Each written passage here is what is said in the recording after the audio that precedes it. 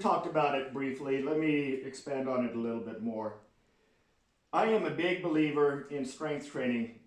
In my opinion, it's a true fountain of youth. In other words, if you want to have the same fit, shapely, highly functioning body in your 60s, 70s, and 80s that you had when you were younger, strength training is really the key to getting that done.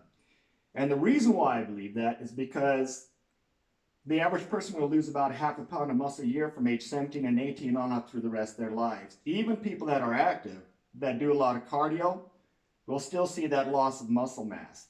And the reason why that happens is because there are three different fiber types. You got the fast twitch, you got the slow twitch, and you have the intermediate fiber types. And if you don't stimulate the fast twitch fibers, then you lose them. So you could be very active. You could do a lot of running, for example, a lot of hiking, what have you, but you're still going to see a lot of the fast twitch fibers lost. Not the slow twitch, but the fast twitch. And along with that, if you can keep the fast twitch fibers, you really keep the reserve capacity of the body very high. You could do daily tasks, stay easier. And then don't get me wrong, I'm not saying that anything's bad about cardio. I'm just saying that cardio doesn't address this piece to slowing down the aging process of the body and keeping it in a highly functioning manner in that sense. As a matter of fact, a lot of my clients are very successful incorporating both. And what we really do at the end of the day is just adjust the intensity on the workouts we do in here versus how much cardio they want to do outside of the gym, that kind of thing. So it'd be the same with you. Take this to whatever degree you feel comfortable with it, to the degree that you want to go with it, and use it just to complement your overall health and exercise program. Please take a look at it that way. So let me explain a little bit about the fast twitch, slow twitch, and intermediate fibers, and about intensity and how all of this works, the physiology behind it. Okay, slow twitch fibers produce low levels of force. They do for great lengths of time. They are the endurance fibers. They're the ones that you use a lot when you go out and do the cardio stuff that you do. Fast twitch fibers, on the other hand, produce large amounts of force. They do it in a short amount of time, and they kind of burn out. As a matter of fact, it's incredibly taxing on the whole body when the body recruits the fast twitch fibers. And in all honesty, the body does not want to recruit the fast twitch fibers if it doesn't have to, because it's so taxing. It's not only taxing on the muscular system, for example, it's very taxing on the nervous system, the hormonal system, and other overall systems of the body. So when you recruit those fast twitch fibers, you really need a lot of downtime. That's why when you in strength training circles, you hear them say, well, you need 3, 4, 5 days of rest in between a hard workout. Well, that's the reason why. You're really taxing the fast twitch fibers. Now, what a lot of trainers tend to do is they'll split body parts up and have people go in the gym every day. And they have some success with that, but I still don't think that they're taking over a look at the overall picture, because if they do legs one day, for example, and tax those fast twitch fibers in the legs, well, you still got the hormonal system, the metabolic system, and the nervous system that's still really jacked up from it. So even if they go in and do an upper body workout the next day, not working the legs, it's still kind of taxing on the overall system. It can lead to an overtrained state very easily. I'm getting off course with that. I digress. I just want to make it very clear how important it is to really understand some of these concepts. Okay, so getting back to the difference between the fast twitch and slow twitch fibers.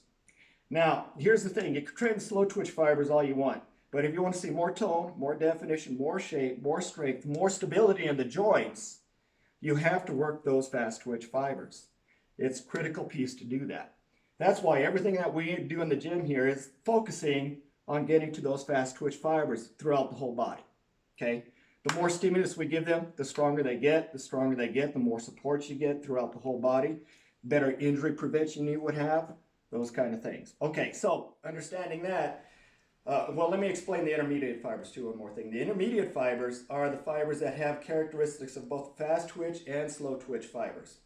And they tend to gravitate towards one or the other depending on what form of exercise you do. So let's say you do a lot of running, like what you do. Those intermediate fibers are going to take on more of the characteristics of the slow twitch fibers, so the body can adapt and perform better at that given activity. Those same intermediate fibers, if you do more strength training, will take on more of the characteristics of the fast twitch fibers and adapt to be able to meet the demands of that form of exercise. So you got these three different fiber types. In my opinion, it's really important to get to those super fast twitch fibers.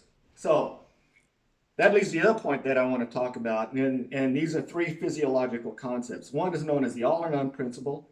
The other is known as the size order recruitment. 2. I already talked about the fast twitch, slow twitch fibers. So you need to know these other 2 things. Size order recruitment and fast twitch. It's been a long time since I've given this spiel, so give me a second. Let me think it through. Okay. So going back to the slow twitch fibers, they produce low levels of force for great lengths of time. So let's use an example. I'm going to stand back a little bit so I can give you an example on that. Okay, so with slow twitch fibers, since they produce low levels of force and they do for great lengths of time, then the body will tend to use them over and over again. So as an example, let's say that if I were to lift and lower a glass of wine, which is 8 ounces, not very heavy, the body's going to recruit in the bicep itself those slow twitch fibers. They can produce low levels of force for great lengths of time. I could do that all day long. And that's really why it's very rewarding. You don't need to put much effort into sitting down, having a glass of wine, enjoying yourself. But if we were to add a 20-pound weight, that's a different story, okay? You add that 20-pound weight, those slow twitch fibers are still firing, but they can't produce enough force to overcome that resistance. So now the body has to recruit some of those bigger, fast twitch fibers. This is known as size order recruitment. In other words, what happens is that as the body needs to produce more force, it'll go from those smaller slow twitch fibers and start ramping up to those larger fast twitch fibers, okay? So now let's go back to this example. The other thing I want to talk about is what's known as the all or none principle. And that simply means that whenever a muscle fiber is called on to contract, and this is primarily with the fast twitch fibers, they're giving everything they got. They're 100% on. They're not kind of on, kind of off. They're just 100% on, okay? So getting back to this example, let's say I'm doing it with a 20-pound weight, and it's taking 10 fast twitch fibers working with those slow twitch fibers to lift that weight, okay? Those 10 fibers are giving everything they got, all right? Now, let's say I do second repetition, all right? Those first 10 fibers are giving everything they got, and this is an important point. I'm going to get back to it in a second. Those first 10 fibers are giving everything they got, but they're a little bit cooked. So instead of 100% force production, even though they're giving 100% effort, they just don't have enough strength to overcome that resistance, so the body now has to recruit, let's say, another 10 fast twitch fibers, okay? So on that second repetition, 20 fibers. Third repetition, same thing. First 10 giving everything they got, but 50% cooked. Second 10 giving everything they got, 70% cooked. So now the body has to recruit another 10 fast twitch fibers to assist in the lift. And this is the goal when it comes to strength training. And it doesn't matter what kind you do. Powerlifting, strength training, Olympic lifts, I mean, the list goes on. Still the same basic concept. You want to recruit more of the fast twitch fibers in whatever muscle group that you're working, okay? So, getting back to this example. Now, if you do it right, you're going to do slow and controlled repetition, up and down, keep continuous tension throughout the muscle. You should feel more and more fatigue as you do it. That's a good sign. The more fatigue you feel in that muscle as you get deeper in the set, the more you're recruiting those deeper fast twitch fibers. 30, 40, 50, 60, 70, 80, 90, 100, so on and so forth, okay? Now, here's where everybody goes wrong. Literally everybody. And it's not understanding the all or none principle. And it just simply means this, is that as soon as you get a chance to rest for a second, blood nutrition gets back into those fibers that were first recruited and a little fatigued. They get a chance to recharge again, so they're going to be able to produce more force on the next repetition. So let's go back to this example. Let's say that I'm doing curls with good form, smooth and control both ways. 3 reps in, I hit 30 fibers. But let's say on the 4th repetition, maybe I rest at the top a little bit, or I let the weight flop down, or I add a little bit of momentum. People tend to do all 3. So instead of with tight form getting 40, 50, 60 fibers, I might get 30, 30, 30, 30. So I could end up doing 6, 8, 10, 12, 15, 20 repetitions and getting the same amount of inroad as 3 good repetitions will do. That's where most people go wrong with their strength training program. That's why they plateau. They'll hit a certain level of strength, and they never seem to be able to break it. So they think, well, maybe 1 set's not enough. Maybe I should do 2. Muscle magazines say I need to do 6. Muscle magazines say now I need to hit my body parts from many different angles.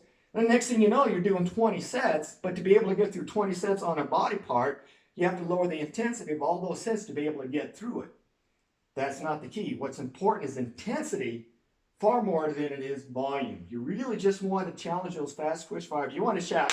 You basically want to shock them. You want to wake them and say, hey, you got to get stronger. Now, after you do that, then you need at least 48 hours, maybe 72. Some people need upwards to 4 or 5 days, particularly if you're getting real strong at reaching your genetic potential. You need anywhere from 4 to 7 days rest in between your workouts. That's one of the reasons why Sharon and I only work out a couple of times a week. We train so hard that it takes that long to fully recover.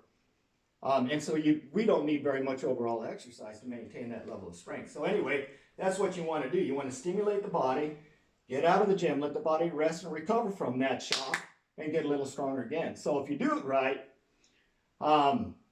you really should see yourself getting stronger every workout. A little bit more in the weights, a little bit more in the repetitions, a little bit more in the overall conditioning process, being able to handle training above that anaerobic threshold for longer periods of time.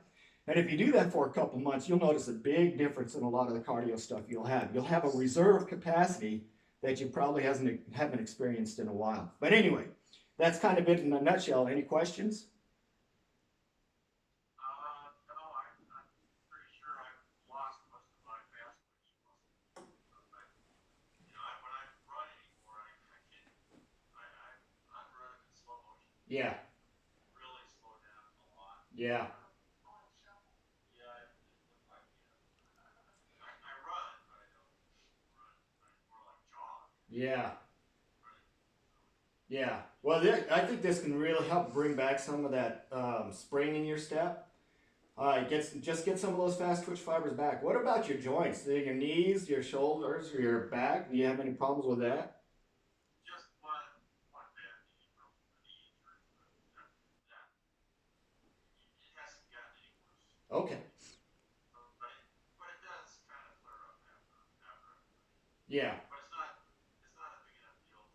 I just don't put on the distance anymore. It's not a big enough deal to make me stop running. Right. Right. Okay.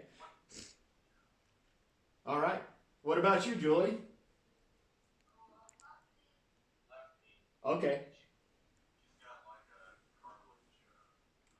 Cartilage and wear and tear, that kind of thing. Oh yeah. Okay. All right. Any questions? Just kind of you know, like a lot of people put too much strain on the back, and I can feel it, but it's not something that's incapacitating. Okay. Well, let me explain what's going on there. If you're feeling strain in the lower back, that means that the core is weak. That's one of the things we're going to work on.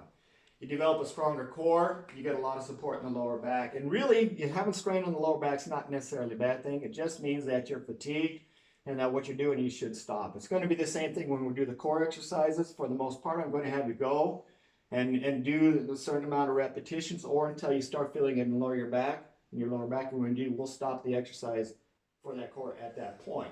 Over time, the core will get stronger, give you more support, you'll be able to last longer. And it's another thing that'll make a big difference in your running too. Build up that core a bit. So yeah, those are the things we'll be able to work on. All right, ready? Yeah.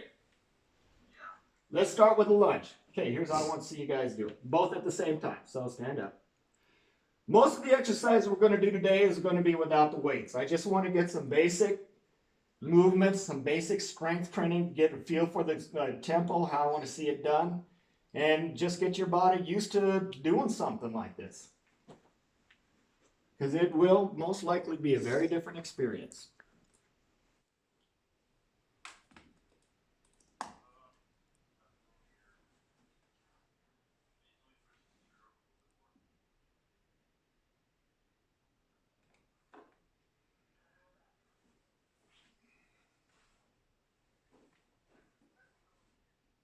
Okay, so the first one I'm going to have you do is a lunge. Let me show you how I want to see it done.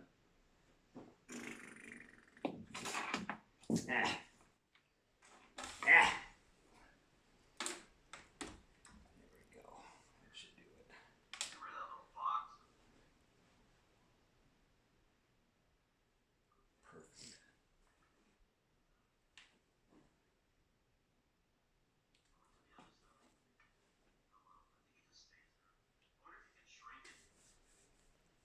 Can you see me? Yeah, I can see fine. It's just, it's fine. Okay. It myself, that little box. Oh yeah. Well, I have my little box, so I'm able to see myself in the screen as needed.